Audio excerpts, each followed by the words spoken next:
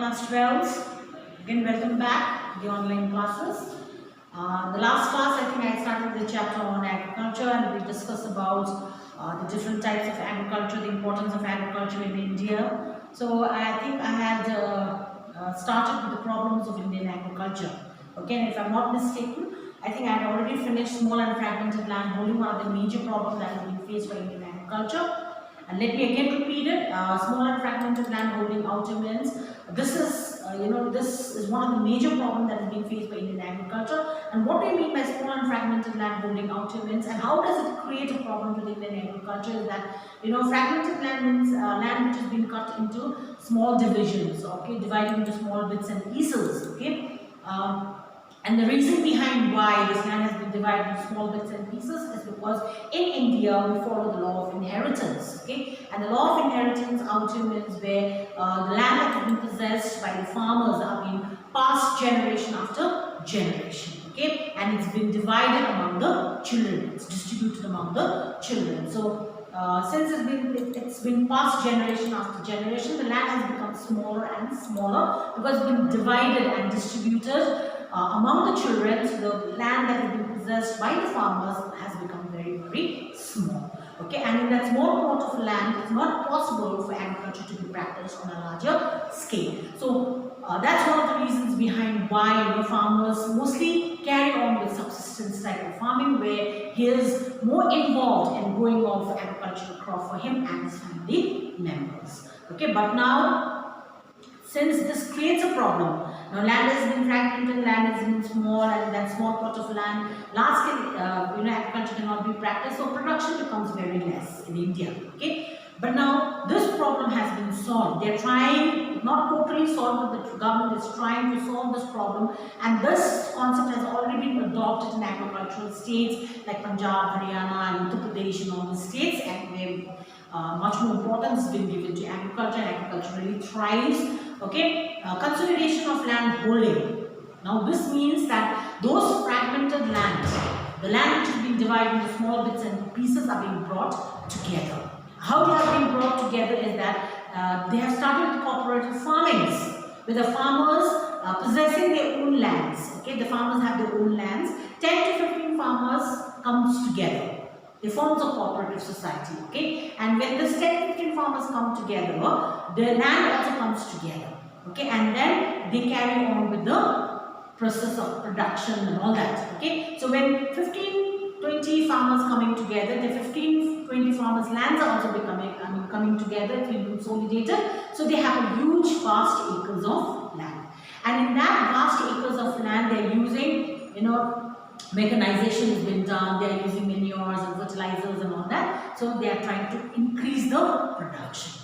Okay, and the best part is in this cooperative farming, what happens is if there is a profit is also being divided among the farmers. If there is a loss also, the farmers bear the loss. So this is the solution that has been taken along with the problems. Okay, the second, I think I finished the second problem also, and that's the seeds. Okay. The quality of seeds that have been used by Indian farmers is inferior. Okay, now you know it very well that farmers are not very rich, so they cannot afford to buy, and they have huge lands, not a very small plots of land. They do have 1-2 hectares of land, and in those hectares of land, they cannot afford to use a good variety of seeds which is expensive. So they go for lesser quality, okay, and where the price of the seeds are also a little lesser. So they are using I will not say exactly inferior quality, but the quality of the seeds that is being used is comparatively inferior, okay, when compared to the good varieties. Okay, so when the inferior quality of the seeds are being used, okay, there is no guarantee that whatever amount of seeds that is being used, all the seeds germinate and you have a good production. The crops, the seeds are not that good where germination and all takes place, and the production and productivity all becomes high. So that is another problem that has been there. Okay, but along with this, steps has been taken by the government. Okay, you have the State Farmers Corporation, then you have this State Seeds Corporation Limited and all that. So these organizations are being present over there where they are providing a superior quality of seeds to the farmers at a subsidized rate. So I think in the last class also I told you if supposing a good variety of seeds, a good variety of seeds cost you around 1000 rupees per kg, okay? They are providing the farmers the same quality of seeds at around 500 rupees or 400 or 550 rupees per kg. So they have reduced the amount so that the farmers are being able to buy the superior quality of the seeds. Okay. Another important thing is they have also introduced a high yielding variety programs, okay, which have been launched in 1966-67, and this is one of the major fact that has played a very important role in the production of agricultural sector or production of agriculture in the recent years. Okay, and the result of all this is because of the Green Revolution, which I have already explained to you all also. The next important problem that has been faced again by the Indian farmers is that the quality of soil that has been present in India is not very good. Okay, why is because in the same field crops are being grown again and again. So fertility of the soil has reduced. The soil has become infertile because of excessive use of that land. Okay, because in the previous chapter when we did about the land use pattern, and I told you, I had explained it to you all that all the land that is being present is not used for agriculture. Some lands are being there under forest, some lands are there where non-agricultural activities takes place. There are some plot of land, some acres of land where agriculture is being practiced. That is how the land has been divided. Okay, so those plots of land where agriculture thrives or agriculture is being practiced, okay, those plots of land have been used again and again because they have to meet the demand of the rising population. So what has happened is the quality of the soil has become inferior. Okay, the quality has gone down. So in order to increase the quality of these soils, the Indian farmers have to add lots of manures and fertilizers and all that. Okay, they have to add lots of nitrogenous fertilizers to the soil. But to buy these nitrogenous fertilizers or these chemical fertilizers, they have to spend a huge amount of money. Again, the same problem comes where farmers are not very rich, they are not being able to buy this fertilizers, which is very costly. Okay, so what has happened is they are not making use of this chemical fertilizer, but ordinary organic fertilizers they are using like cow dung and all that. So that to a certain extent that is not helping in the production. Okay. Now that's the major problem. So now what has happened is to solve this problem, now the government has started a large number of fertilizer plants. Okay, that is producing chemical fertilizers, nitrogenous fertilizers and all that. So and the cost of this fertilizers are also a little higher. So again, farmers are being provided with these fertilizers at a subsidized rate so that farmers can make use of this chemicals. So in this way, they are using seeds also of a very higher quality, and they are also adding lots of fertilizers to the soil. So obviously, they are increasing the production. Okay. The next important thing is irrigation. Another very important basic necessity for agriculture to flourish is irrigation. Okay, agriculture to flourish is not irrigation, but you can say water is required. Okay, the crop should have a good, like wherever any crop is being grown, climate condition plays a very important role. Next is the quality of the seeds also plays a very important role. The quality of the soil also plays a very important role. The use of good quality seeds also plays a very important role. Now along with this, water is also a basic necessity for the growth of a plant. And as I've already mentioned this to you that India is a country of endless growing season where crops are being grown throughout the year. And these crops are making use of the water which we get from the monsoons, and that monsoon is only confined to 4 months in a year, that is in the month of June, July, August and September. But the rest of the month, I told you, crops are being grown, there is lack of water, okay, and this lack of water has to be this water which they are not getting from the rain and all has to be supplemented with artificial supply of water from the tanks and wells and canals and all that, and that's called irrigation. Okay, so giving importance to irrigation has also helped in the production of agriculture. Okay, otherwise it has, if improper use of water, if there is no irrigation facilities, okay, then crops cannot be grown.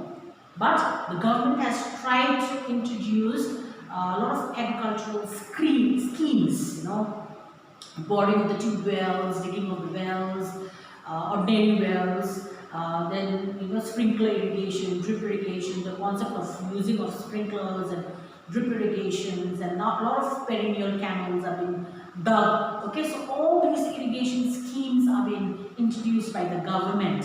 Okay, so that water can be utilized for the agricultural purposes. So it's because of this irrigation has also helped in the production of agriculture. Otherwise, that was a problem. Okay. Another one is again there is lack of mechanizations.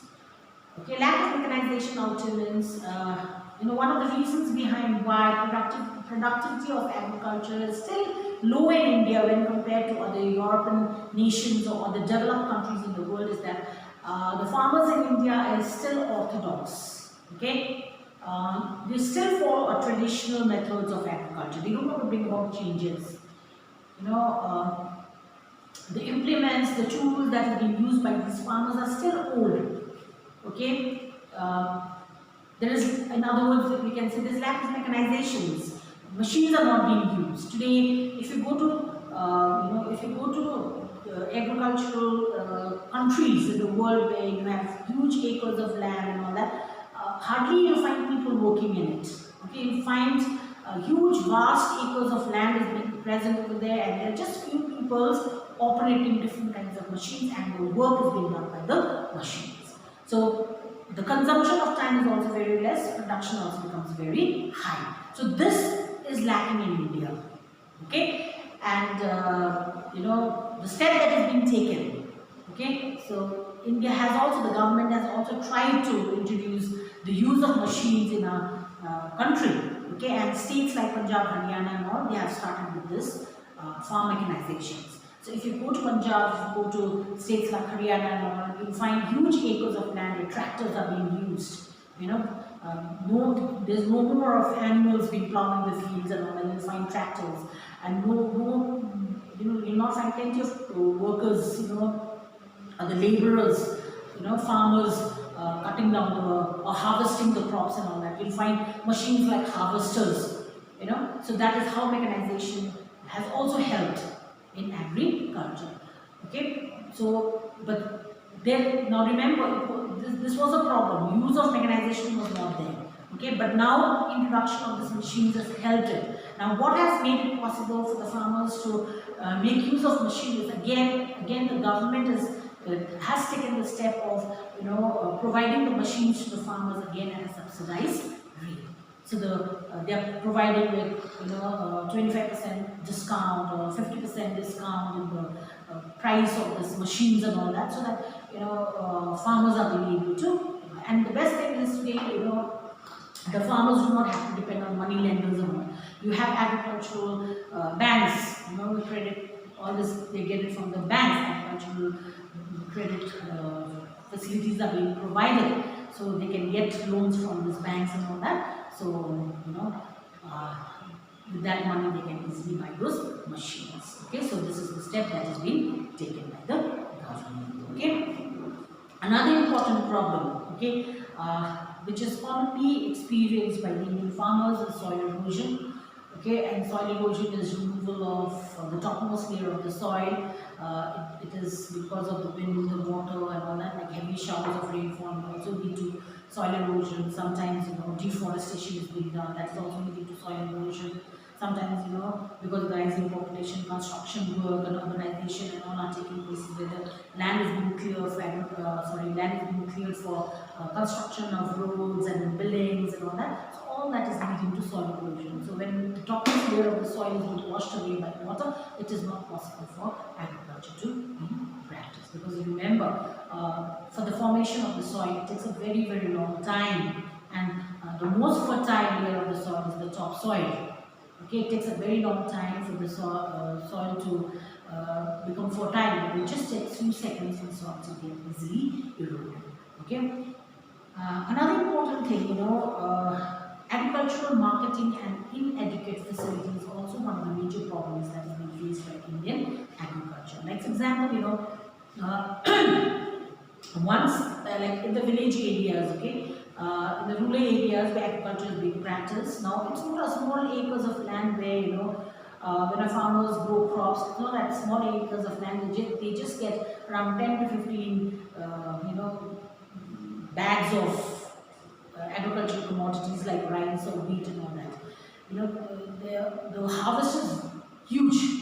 Okay, the production is it's very high. Okay, and at one time when that harvest has been done, okay, at one time when that, because the harvesting season is the same for the crops, like if rice has been grown, the entire stretch of the land where rice is being grown, harvesting should be done at the same time. Okay, so when harvesting is being done, okay, those harvested crops, they do not have proper storage facilities.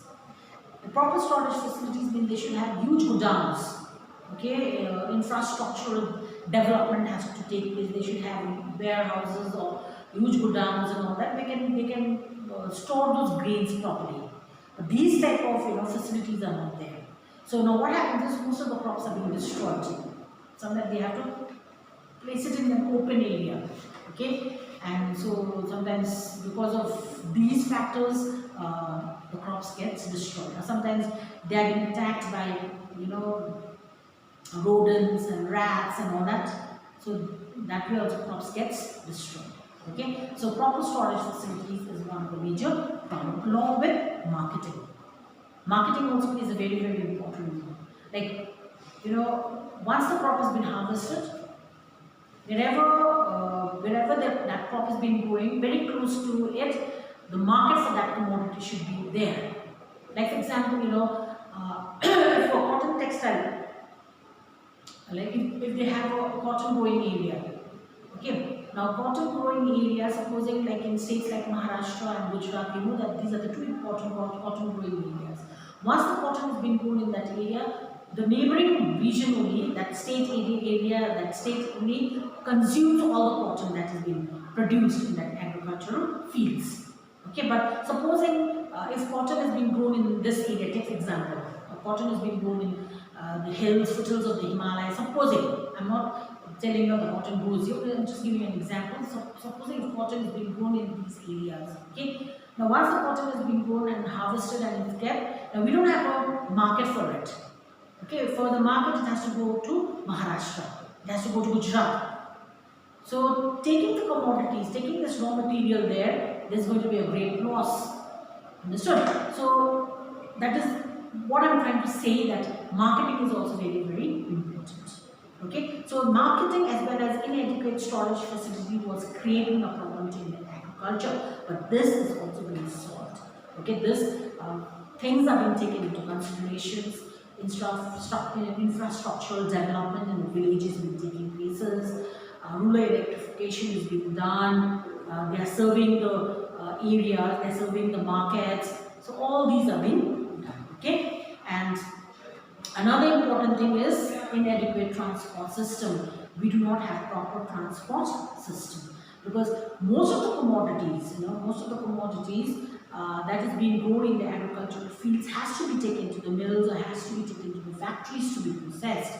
And there are certain commodities, once it has been harvested within a certain period of time, if it has not been taken to the center, to that area where it has been utilized or been processed, then there is going to be a great loss. For example, sugarcane industries, okay? Like sugarcane is being grown in the sugarcane fields. After the sugarcane has been harvested, within 24 hours, if it has not been taken to the mills, okay, the sugar content starts becoming, or the sucrose content starts becoming lesser and lesser. For that, what is required? Efficient transport system has been required. So, efficient transport system is been lacking in India. We don't have proper pakka roads and all in the rural areas. okay, and different modes of transportation which is being required is also not being there. Some of the village areas where agricultural crops are being grown, okay, is very far away from the network of transport system like roads and railways. So they have to hire these bullock carts or the small trucks and all that to carry the commodity from one place to the area where they can take those commodities to larger centers where processing is being done. So these type of problems is also another major factor that is creating a huge problem to Indian agriculture. And finally, the last point is the lack of capital. Capital outlay is money, and the reason for all these problems that we have dealt is because of the lack of capital. If you don't have money, you will not be able to do all these things. So money is a very important factor that plays a very important role in the agricultural sector. Not only in the agricultural sector, but the other sectors also. But we are talking about inadequate transport facilities. We are talking about lack of inferior quality of seeds that is being used. We are talking about use of lack of use of manures and fertilizers. We are talking about lack of infrastructural development and all that. So all these problems that is being created is because of the scarcity of capital. So this also is very important. So these are some of the problems that is being faced by Indian agriculture. Okay, but having said the problems, I did mention the solutions also. And beside this, there is a introduction of the use of technology in Indian agriculture, which is also a modern method. So, looking at the problems, the government have introduced the use of technology to improve agricultural production in India, and that is referred to as a modern inputs. Okay, so there are certain modern inputs that has introduced by the government to increase agricultural productivity in India. The first important point, the first important factor, or the first important use of technology or the modern inputs to increase agricultural production in India is the use of high-yielding variety seeds, which I have already explained here. That means the quality of the seeds that is being used is a superior quality. They are trying to introduce that quality of seeds where the production is very high. Number one is that. Number two, as I've already introduced, I've already told you, the use of fertilizers. Nitrogenous fertilizers, chemical fertilizers, pesticides, insecticides, biocides, all has been introduced by the government so that they increase the production. That's the second. Okay. Third one is the government has been successful in providing irrigation facilities to the farmers. Okay, and with this irrigation facilities that has been provided, they are able to produce more and more of agricultural commodities. Okay, and another modern input is the use of machines.